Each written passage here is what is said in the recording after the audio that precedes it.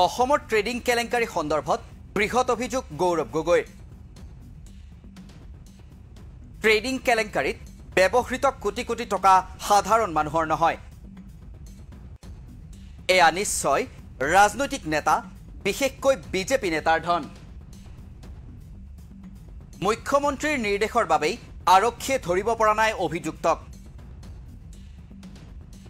ইফালে বোকাখাতত সুমি তাৰ্কিকেৰে সম্পৰ্কিত দুই যুৱকক আটক।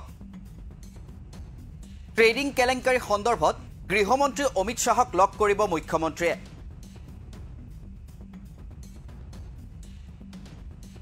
নমস্কাৰ, মই সুদৰ্শন, আপোনালোকে চাই আছে দ্য ক্ৰছ কাৰেণ্ট। আৰু ট্ৰেডিং কেলেংকাৰী, যি ট্ৰেডিং কেলেংকাৰীয়ে সমগ্ৰ অসম জোকাৰি গৈছে। বহুতো মানুহৰ ধন আত্মসাৎ কৰা হৈছে, বহুতো মানুহৰ ধন প্ৰবঞ্চনাৰে লুটি নিয়া হৈছে। এতিয়াও বহু অভিযুক্ত মুকলিকৈ বিচৰণ কৰি ফুৰিছে।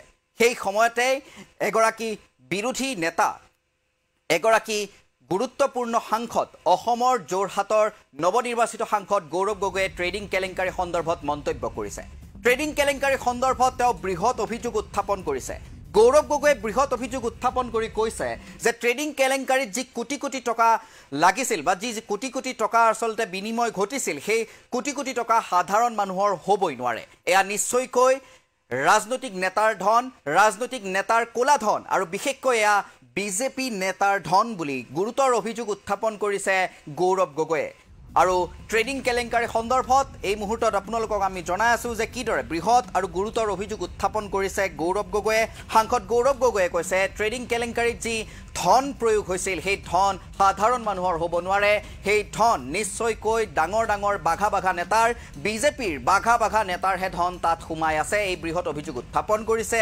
লগতে তেওঁ আন এক গুৰুতৰ অভিযোগ উত্থাপন কৰিছে যে অসম আৰক্ষীৰ বাবে কোনো অভিযুক্তক কৰায়ত্ব কৰাটো ইমান কঠিন কাম নহয়, কিন্তু কোনো শক্তিশালী নেতাৰ নিৰ্দেশৰ বাবেই তেওঁলোকে এই কামটো এতিয়া পৰ্যন্ত কৰিব পৰা নাই। হয়তো মুখ্যমন্ত্ৰীৰ নিৰ্দেশৰ বাবেই তেওঁলোকে এতিয়ালৈকে ট্ৰেডিং কেলেংকাৰীত অভিযুক্ত বহুতো অভিযুক্তক কৰায়ত্ব কৰিবলৈ সক্ষম হোৱা নাই।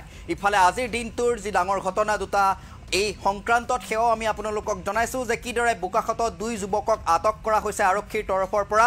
সুমি বৰা আৰু তাৰ্কিক বৰাক পলোৱাত সহায় কৰা অথবা সুমি বৰা আৰু তাৰ্কিক বৰাক সহযোগ কৰাৰ বাবে আটক কৰা হৈছে। সোধপোছ চলি আছে এতিয়া। বোকাখাত আৰক্ষীয়ে আটক কৰিছে বোকাখাতত এই দুগৰাকী যুৱকক। আৰু তাৰ বিপৰীতে দিল্লীলৈ ৰাওনা হৈছে অসমৰ মুখ্যমন্ত্ৰী হিমন্ত বিশ্ব শৰ্মা। ট্ৰেডিং কেলেংকাৰী সম্পৰ্কত বিস্তৃত আলোচনাৰ বাবে, বৈঠকৰ বাবে উপস্থিত হৈছে গৃহমন্ত্ৰী অমিত শ্বাহৰ ঘৰত। আৰু তাৰ পাছত CBIৰ হাতলৈ হস্তান্তৰ কৰিব পাৰে ট্ৰেডিং কেলেংকাৰীৰ গোচৰ। আৰু এই মুহূৰ্তত এয়া আছিল আটাইতকৈ গুৰুত্বপূৰ্ণ খবৰ। এই মুহূৰ্তত আমি আপোনালোকক শুনোৱাব বিচাৰিছোঁ, দেখুৱাব বিচাৰিছোঁ গৌৰৱ গগৈৰ মন্তব্য। অসমৰ দুখীয়া ৰাইজৰ হ'ব নোৱাৰে। এই মাৰ্কেটৰ ভিতৰত ইনভেষ্ট কৰা আমাৰ অসমৰ দুখীয়া ৰাইজ হ'ব নোৱাৰে। ইয়াত নিশ্চয় বিভিন্ন ৰাজনৈতিক মানুহৰ পইচা ইয়াত সোমাই আছে, বিজেপি দলৰ বাগী বাগী নেতাসকলৰ পইচা ইয়াত সোমাই আছে। আৰু সেইকাৰণে যি অসম আৰক্ষী আজি সকলোকে ধৰিব পাৰে, তেওঁলোকে এনকাউণ্টাৰ কৰিব পাৰে, কাষ্টেডিক ল'ব পাৰে। আজি তেওঁলোকৰ হাতত কোনো এভিডেঞ্চ নাই কি এইসকল ক'ত আছে। আজি তেওঁলোকেতো কোন মাষ্টাৰমাইণ্ড ক্ৰিমিনেল যে নহয় যে অসম আৰক্ষীৰ পৰা ইমান দিন পলাব পাৰে। নিশ্চয় তেওঁলোকে সহায় পাই আছে, নিশ্চয় আৰক্ষী তেওঁলোকক জানে যে তেওঁ ক'ত আছে। তথাপিও কোনোবা এজন বিশেষ শক্তিশালী ৰাজনৈতিক নেতাৰ নিৰ্দেশ মৰ্মে তেওঁলোকক ধৰা পোৱা নাই। নহ'লে মই নাভাবোঁ যে অসম আৰক্ষী ইমান দুৰ্বল যে এই শিল্পীসকলক, এই সৰু সৰু ল'ৰাক তেওঁলোকে ধৰিব পৰা নাই। তেওঁলোকে চব কথা জানে, কিন্তু মুখ্যমন্ত্ৰীৰ নিৰ্দেশৰ বাবে তেওঁলোকে এতিয়াও তেওঁলোকক ধৰা পৰা নাই। আৰু মুখ্যমন্ত্ৰী বিজেপি দলৰ নেতাসকলৰ যে টকা পইচা ইয়াত সোমাইছে, সেইখিনি কথা লুকাবলৈ আজি তেওঁলোকক আৰু সময় দি আছে। এই কোটি কোটি টকাটো আমাৰ অসমৰ দুখীয়া ৰাইজৰ হ'ব নোৱাৰে। এই মাৰ্কেটৰ ভিতৰত ইনভেষ্ট কৰা আমাৰ অসমৰ দুখীয়া ৰাইজ হ'ব নোৱাৰে। ইয়াত নিশ্চয় বিভিন্ন ৰাজনৈতিক মানুহৰ পইচা ইয়াত সোমাই আছে, বিজেপি দলৰ বাগী বাগী নেতাসকলৰ পইচা ইয়াত সোমাই আছে। আৰু সেইকাৰণে যি অসম আৰক্ষী আজি সকলোকে ধৰিব পাৰে, তেওঁলোকে এনকাউণ্টাৰ কৰিব পাৰে, কাষ্টেডিক ল'ব পাৰে। আজি তেওঁলোকৰ হাতত কোনো এভিডেঞ্চ নাই কি এইসকল ক'ত আছে। আজি তেওঁলোকেতো কোন মাষ্টাৰমাইণ্ড ক্ৰিমিনেল যে নহয় যে অসম আৰক্ষীৰ পৰা ইমান দিন পলাব পাৰে। নিশ্চয় তেওঁলোকে সহায় পাই আছে, নিশ্চয় আৰক্ষী তেওঁলোকক জানে যে তেওঁ ক'ত আছে। তথাপিও কোনোবা এজন বিশেষ শক্তিশালী ৰাজনৈতিক নেতাৰ নিৰ্দেশ মৰ্মে তেওঁলোকক ধৰা পোৱা নাই।